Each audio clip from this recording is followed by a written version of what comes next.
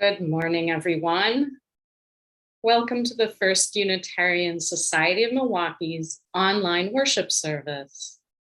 I'm Reverend Dina McFeeters, and I'm honored to serve as Associate Minister. We welcome people of all genders, sexualities, ages, races, ethnicities, histories, and bodies. We welcome your mind, your heart, and your spirit. We welcome all that you are carrying with you today and all your heart longs to set down. We'd like to pay a special welcome to guests joining us today.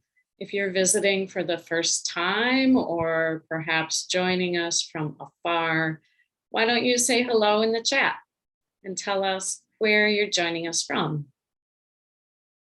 I welcome you to our worship service by inviting you to repeat our mission after me. We gather to nurture the spirit, engage the mind,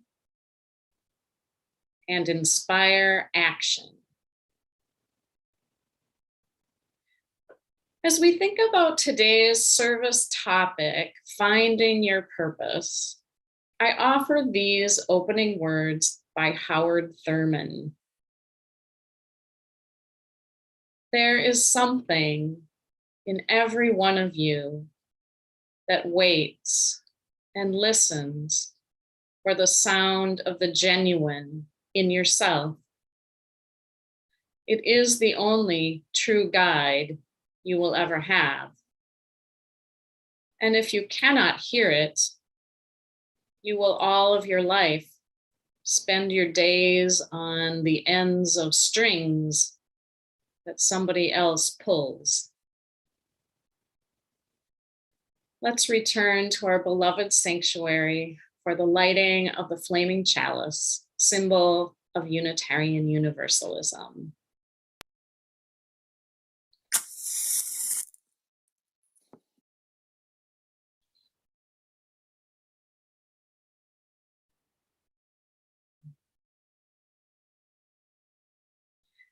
As we enter into a time of spoken meditation, followed by silence, followed by singing Spirit of Life, I invite you to find a way wherever you are to ground and center yourself, whatever that means for you.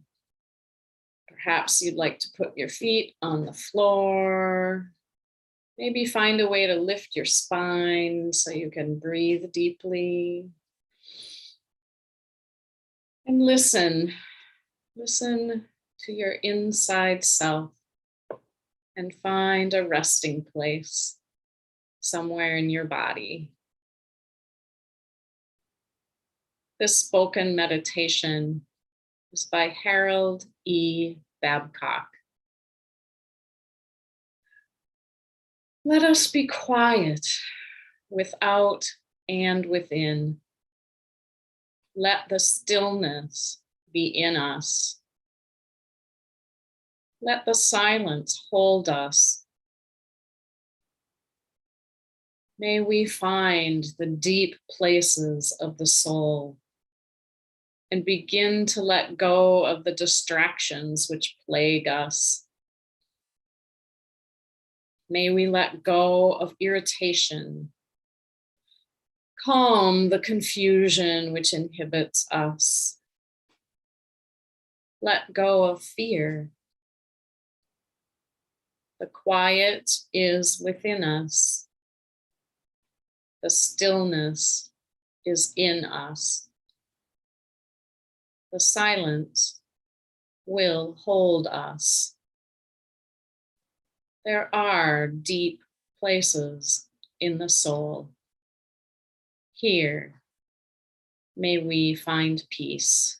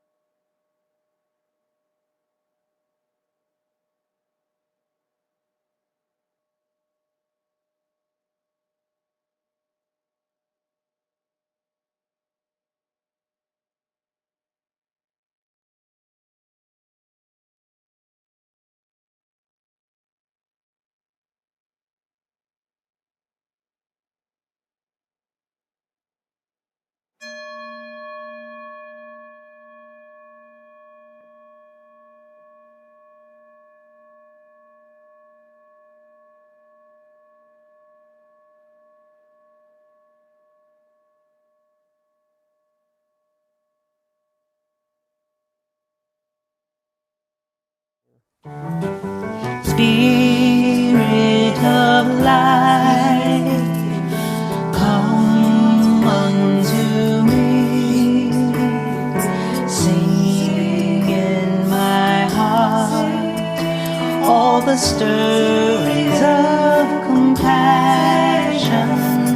Flow with the wind, rise in the seas. Move in my hand, giving life the shape of justice. Roots hold me close, wings set me free. Spirit of light, come to me, come to me. Good morning. My name is Joby Clark, and it is my pleasure to be your worship associate this morning. This July day brought a cool breeze and a heavy rain, the perfect weather to sit down and enter a reflective Zen state while folding a whopping 6 loads of laundry. Piles of sheets and shorts, socks and sweatshirts grow in towers on the dining room table as I think and wonder, how did 6 loads of laundry become my norm?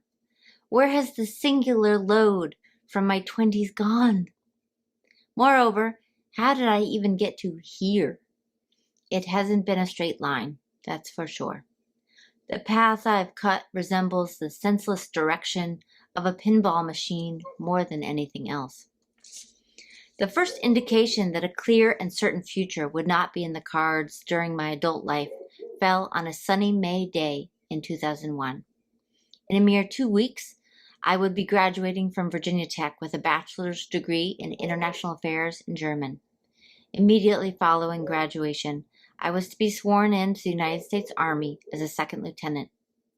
As a senior cadet in the Virginia Tech Corps of Cadets, I had woken up to the eye-bugging sound of a bugle's revelry and fallen asleep to the melancholy notes of taps, day in and day out for the last 5 years. But on this day, I was returning from a meeting with the commander of the Army ROTC program, in shock and disbelief, having just learned that I'd been medically disqualified from my commission in the Army. 1 month earlier, I decided to seek treatment for depression, and while I'd been informed by my chain of command that a medical waiver would be required for my commission to go through, I'd never considered the possibility that the waiver would be denied. After all, my decision to seek treatment stemmed from a desire to do the right thing, to do right by my soldiers, the soldiers for whom I'd be responsible, to be a leader capable of choosing the hard right over the easy wrong. But suddenly, my trajectory took a hard right turn, while my friends' clear and certain futures continued straight. It was a sucker punch. Who was I now? What was my purpose? The military was my whole world. Was I Gulp? Just a civilian? When commissioning day came, I knew that I wanted to be there for my friends, and I looked on and celebrated with them as they got pinned in their new Army greens. I was happy for them, but I envied the certainty of their purpose. Who they would serve, how they would serve, where they would serve. I'll tell it to you straight. Those first 2 months of summer back home under my mom's roof were rough. I felt unmoored, untethered, like a meteor with no gravitational pull. What now? I decided to punt and use the security clearance I'd acquired in the year leading up to my expected commission to land a job inside the Pentagon as a government contractor. My job was to walk sensitive documents to and from various offices along all floors, corridors, and rings of the behemoth building. Was it the purpose-filled dream job I had always wanted? Absolutely not. It was what it needed to be in that time and place. A job that got me out of neutral and into first gear. It was a solid gig for the holding pattern I was in. When the events of September 11th occurred, it was easier to be there than anywhere else. When my friends were deployed to Afghanistan, it was easier to be there than anywhere else. When my friends did not return home from Afghanistan, it was easier to be there than anywhere else. My holding pattern at the Pentagon was exactly where I needed to be until it wasn't. What I mean by this is that the combination of a ho-hum meaningless job and the loss of my friends' lives are exactly what pushed me into third gear. This time I didn't punt. This time I drove south, directly south. After 3 days of training in Boone, North Carolina, I certified as a wilderness first responder. I so enjoyed the work of a medic that I pursued a month of additional training as a wilderness EMT due north in Conway, New Hampshire. I found a high adventure recreation outfit and began work as a trip leader, guiding groups of adolescent youth into the wilderness for 2 to 3 week-long backpacking expeditions. Now navigating the wilderness with the familiar comfort of a heavy pack and a ragtag platoon of teenagers, we explored caves, kayaked along rivers, shredded mountain bike trails, and rappelled over cliff faces together. A massive trust exercise between the wilderness and our potential. And it wasn't what I was doing that told me I'd found my purpose. It was how I felt about myself that made me sure-footed. I felt good about myself. I felt excited about who I was becoming. I was growing again. It just so happens that the wilderness outfit at which I worked for the next few years is where my path and the path of an incredible human being crossed. That romantic tale is a story for another time. But suffice it to say that had those false paths and stumbling missteps earlier in my adulthood not occurred, neither would the subsequent chapters. Indeed, the collection of mismatched child-sized socks now in my laundry basket may not have ever become part of my purpose-filled today.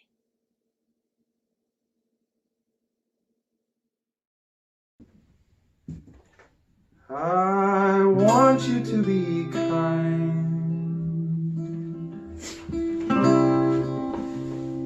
to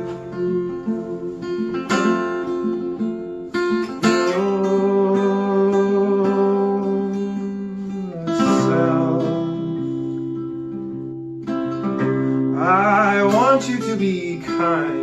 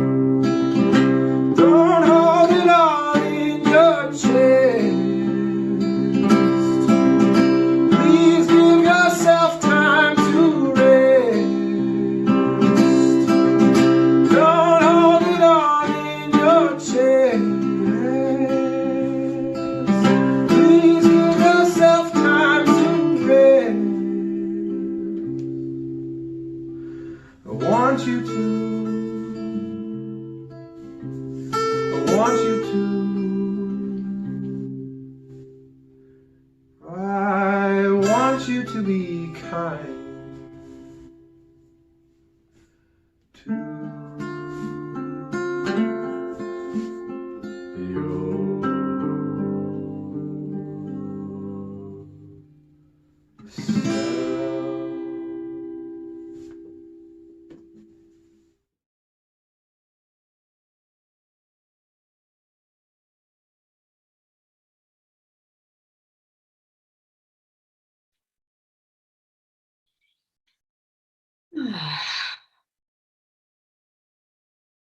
Today, I'm going to talk about 3 questions. What is purpose? Why is purpose important? And how do we find our purpose? I think about purpose in three arenas of life, which admittedly overlap, but may be helpful to consider separately. Vocational purpose, which is our purpose in work. Relationship purpose, which is our purpose with people. And spiritual purpose, our deeper purpose in life. Our worship associate story today, Joby told us about her journey of finding purpose in work. So many layers to that journey, so many different paths to get to where she is today. And on July 25th, our pulpit guest, member Annie Wagner-Lafort, will talk about purpose in relationships. That is the topic for July 25th, so don't miss that. So since Joby covered work and Annie's going to cover relationships, I will focus my reflections today on spiritual purpose or life purpose. There are different ways to talk about life purpose. We could talk about motivations. We could talk about intentions. We could talk about callings. We could talk about mission. There are many ways to come at the topic of purpose. But why bother? Why is purpose important? Well, knowing our life purpose gives us a compass in times of chaos, a rock during uncertainty, a guidepost to sort our priorities, a rudder to our ship, a vehicle to give our gifts to the world, and a way to make meaning. Knowing our purpose helps us put things into perspective. George Bernard Shaw wrote, "This is the true joy of life, the being used up for a purpose recognized by yourself as a mighty one, being a force of nature instead of a feverish, selfish little clot of ailments and grievances, complaining that the world will not devote itself to making you happy." That quote makes me laugh because I recognize myself in it. The next time I wake up in the morning feeling like a selfish little clot of ailments, and some days I do, I'm going to remember Shaw and my bigger purpose. Sometimes knowing our purpose is what gets us out of bed in the morning to find joy in our endeavors. If you are still with me and convinced that purpose is important, let's talk about the mysterious, challenging, sometimes confounding process of finding your purpose. How do we find our purpose? I read 3 different famous authors on the subject. They come from 3 different meaning-making systems: fundamentalist Christian, secular, and Hindu. Yet they say essentially the same thing. The first thing we have to do is listen. Listen to our lives and to our inner self. The second thing we have to do is discern amongst what we hear when we listen. The third thing we do is choose a purpose and follow it. Try it out. You may be familiar with the book, The Purpose-Driven Life by Rick Warren. First published in 2002, it is one of the best-selling nonfiction books in publishing history.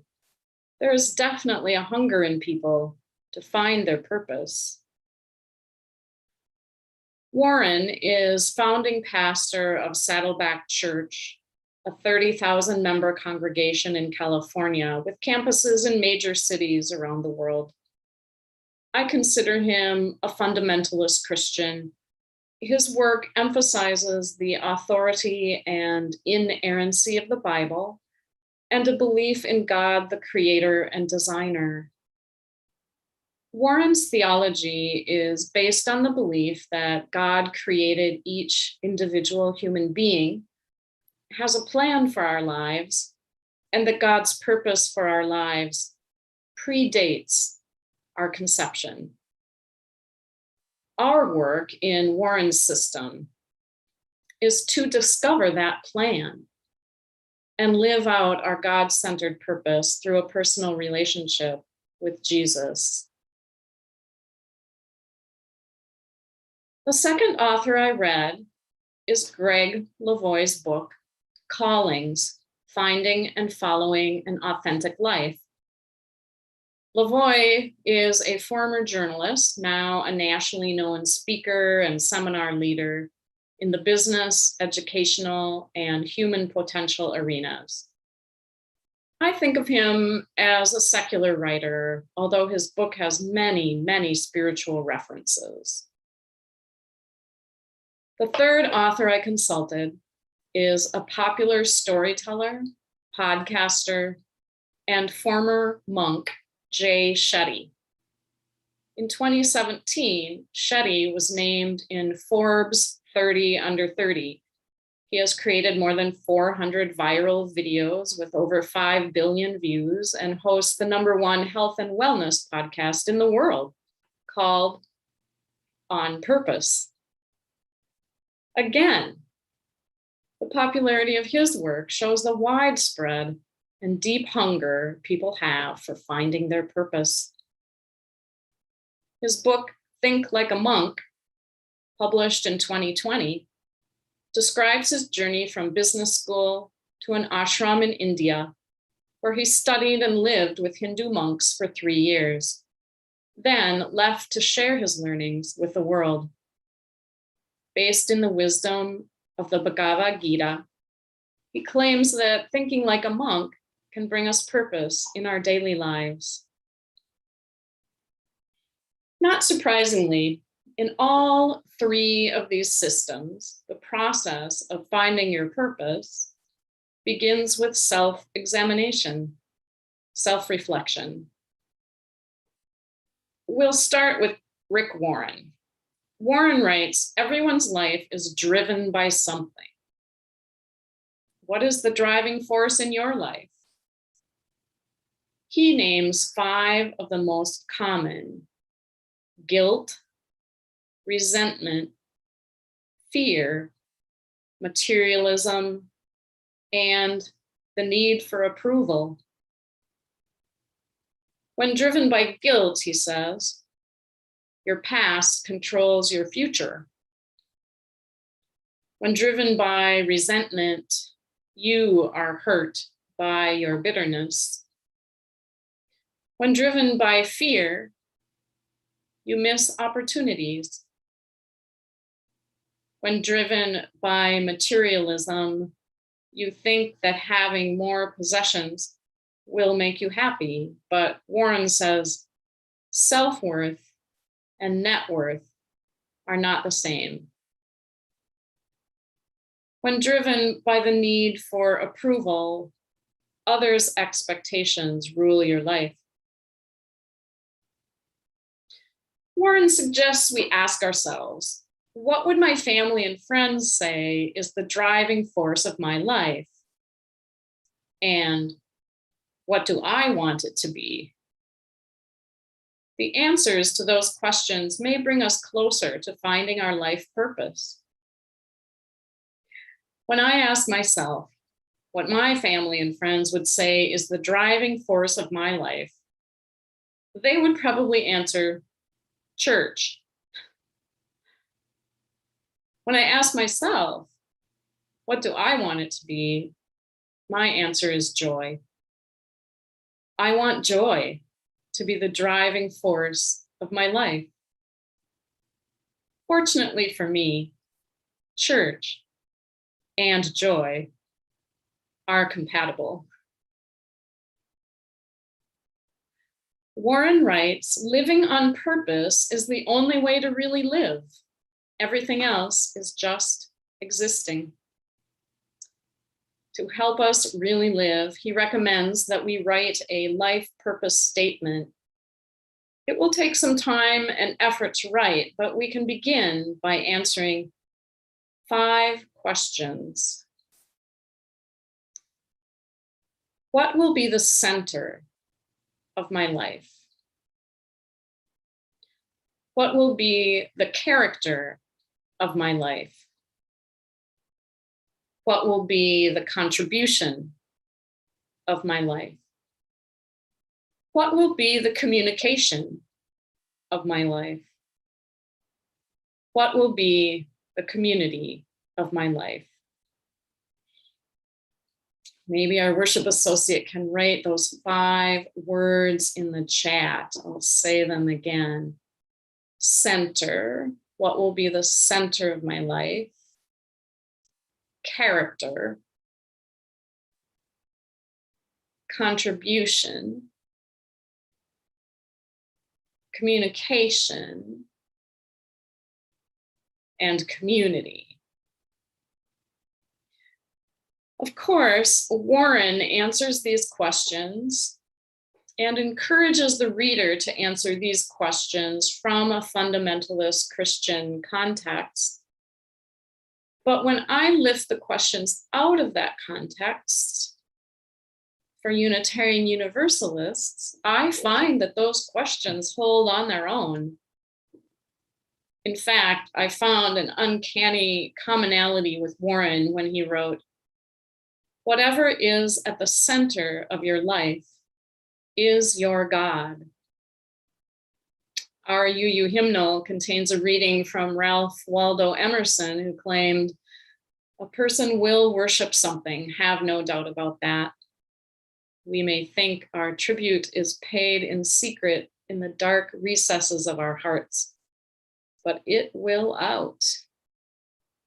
That which dominates our imaginations and our thoughts will determine our lives and our character. Therefore, it behooves us to be careful what we worship. For what we are worshiping, we are becoming."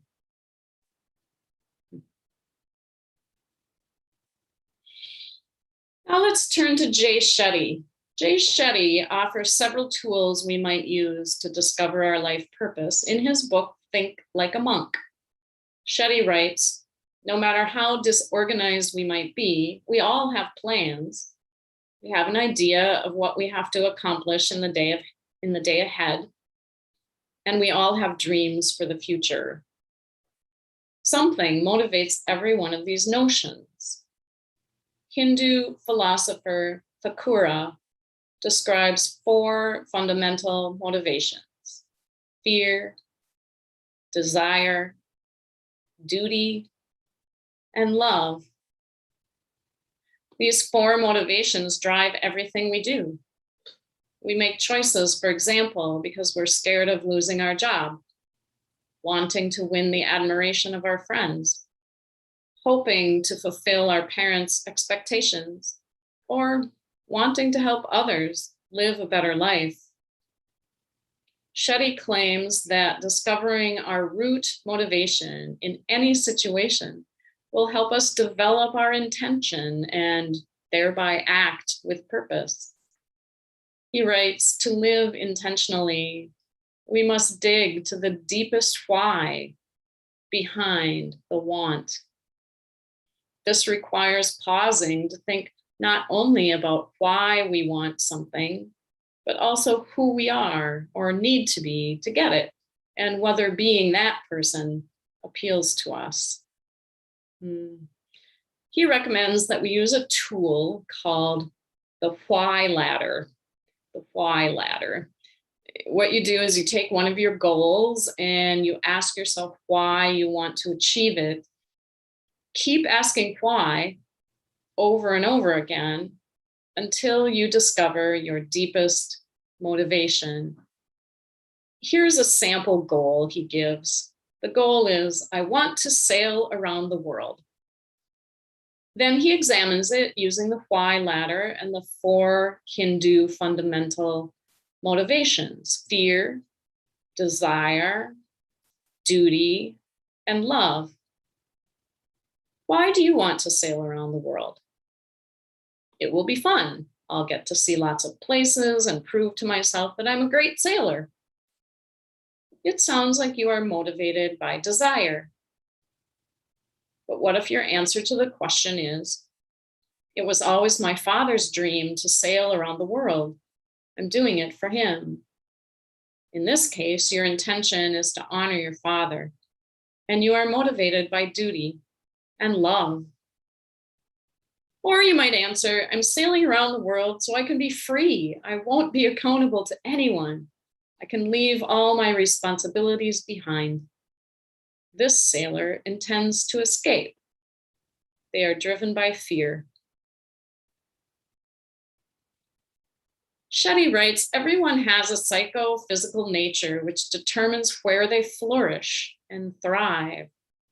Dharma is using this natural inclination, the things you're good at, your thrive mode to serve others. You should feel passion when the process is pleasing and your execution is skillful. And the response from others should be positive, showing that your passion has a purpose. He says the magic formula for Dharma equals passion plus expertise plus usefulness. Passion, expertise, usefulness. He writes, if we're only excited when people say nice things about our work, it's a sign that we're not passionate about the work itself. And if we engage our interests and skills, but nobody responds to them, then our passion is without purpose. If either piece is missing, we're not living our Dharma.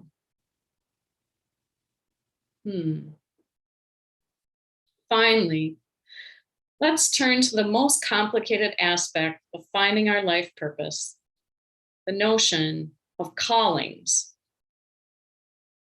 Greg Lavoie writes, calls, of course, beg the question, who or what is calling?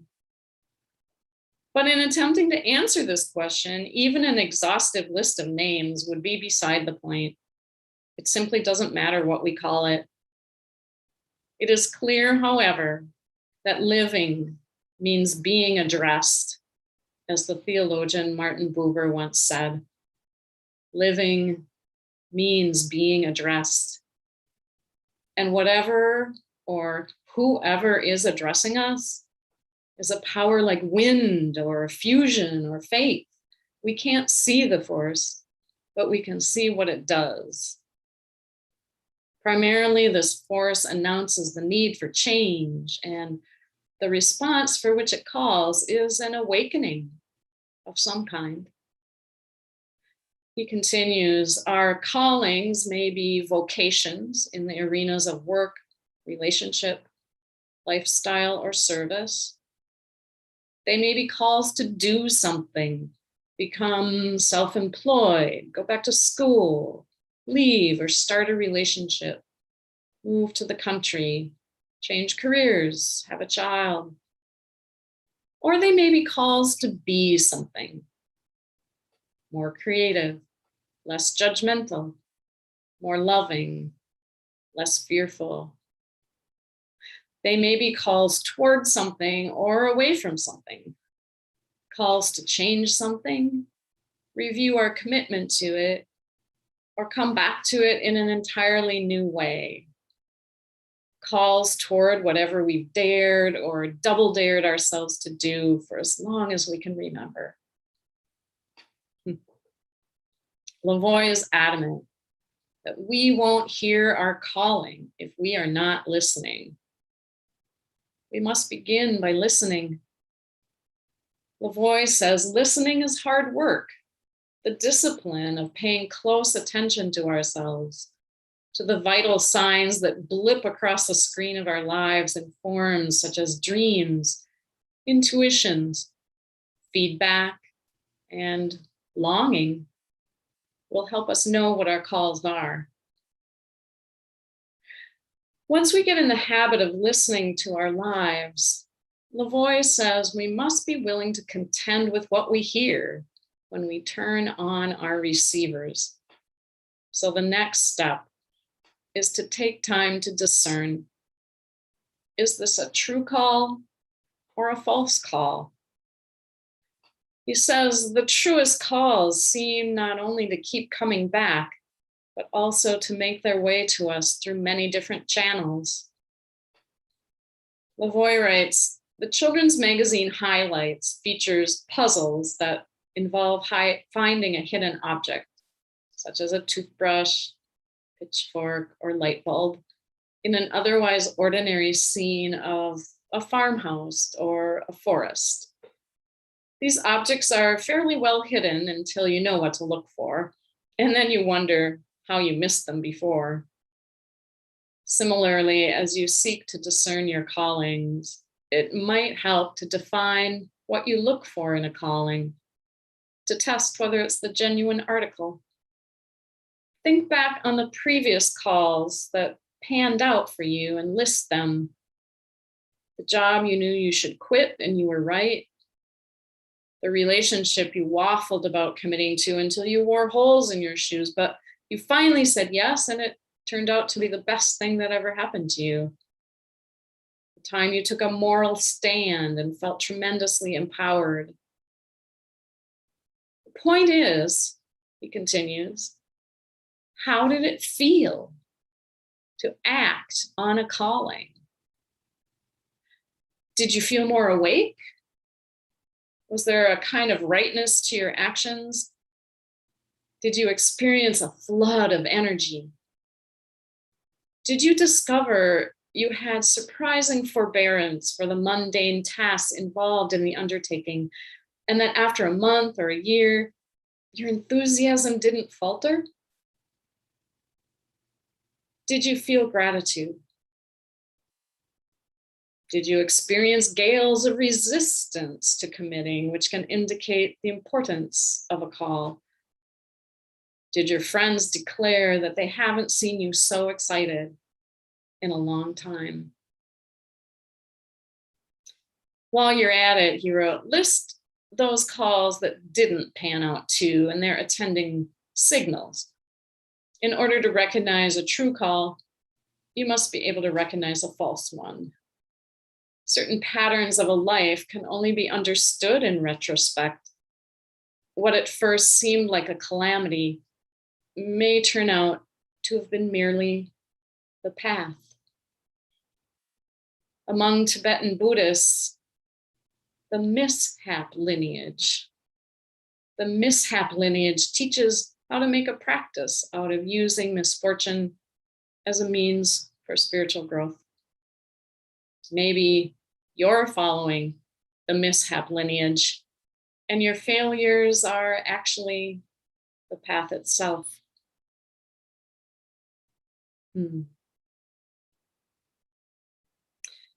It took me many years to follow my call to ministry. I first heard the call when I was 19 years old. I resisted it, took many different paths, some of them part of my mishap lineage, and didn't enter seminary until age 30. A lot of years have gone by since then, and my calling within the call has evolved. Yet the Post-it note that I keep on my drop lid desk still rings true. The Post-it note stating my call and life purpose. My call to ministry in traditional language is to be a priest and a pastor. What being a priest means to me is to be a channel for the holy, while leading ritual and worship in which people find their connection to that which is larger than themselves. Being a pastor means that I hold space for others to find and feel their emotions, to discover and tell their stories. My purpose beneath my call is simply to be a blessing. Sometimes I achieve my life purpose. Most often I fall short. But it animates me regardless. My wish for you is that you find your life purpose, follow your calling or callings, and may it bless you and those you serve beyond measure. May you find, as theologian Frederick Buechner said, the place where your deep gladness and the world's deep hunger meet.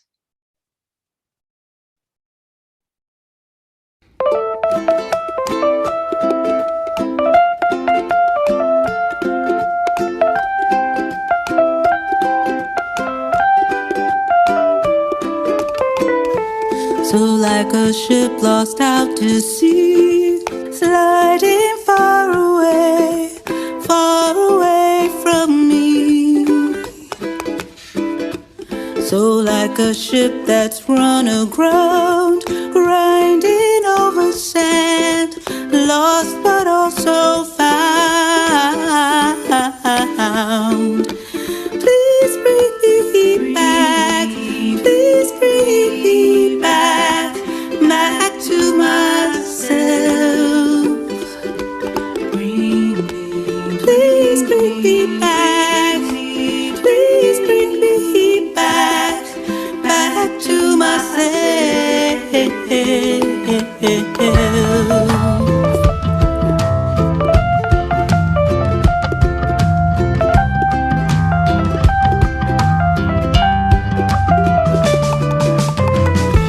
So like a kitten in a well, paddling for my life, sorry that I fell. If I go still and at the end, pour it on my head, make me rise again. Please bring me back, please bring me back, back to myself.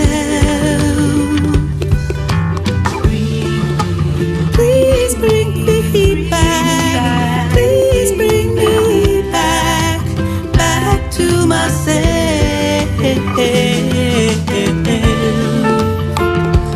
I am not afraid of a change.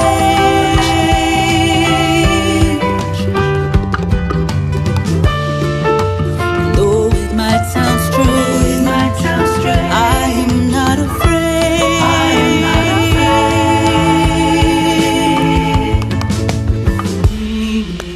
Please bring me back, please bring me back, back to myself. Please bring me back, please bring me back, back to myself.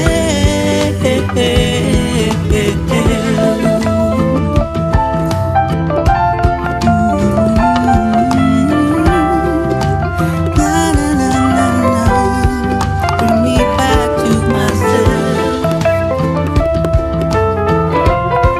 Bring me back to myself.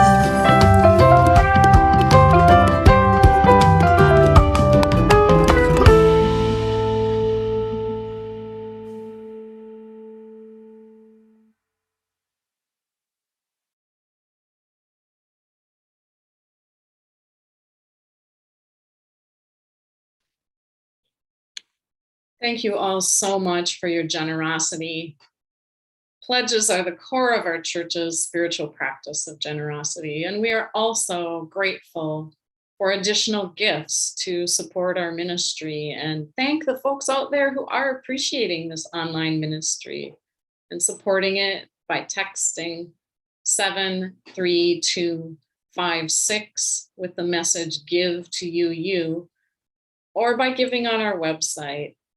Your gifts help us continue to provide this ministry. We also share the plate with an organization each month. The nonprofit Nehemiah Project is our summer Share the Plate recipient. With 2 facilities in Milwaukee, the Nehemiah Project works with teens and young men, 13 to 20 years old, who have served their sentence and are preparing to return to their families. Its mission is to promote the physical and emotional well-being of youth through psychological, educational, leadership, and transitional living services in a residential community. They accept clothing items, furniture, financial donations, and offer volunteer opportunities. To make a donation directly to the Nehemiah Project, please visit their website. And they also accept donations over the phone. You can see all these options on your screen now, and they will live on in the YouTube comments section of this video after worship is over. Thank you so much for giving right now or when you come back later. Your support keeps us and our community partners going. Thank you.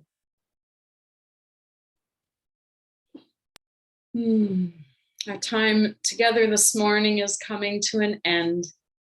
I offer these closing words, which are called Labyrinth by Leslie Takahashi Morris. Walk the maze within your heart. Guide your steps into its questioning curves. This labyrinth is a puzzle leading you deeper into your own truths. Listen in the twists and turns. Listen in the openness within all searching. Listen, a wisdom within you calls to a wisdom beyond you, and in that dialogue lies peace. May it be so.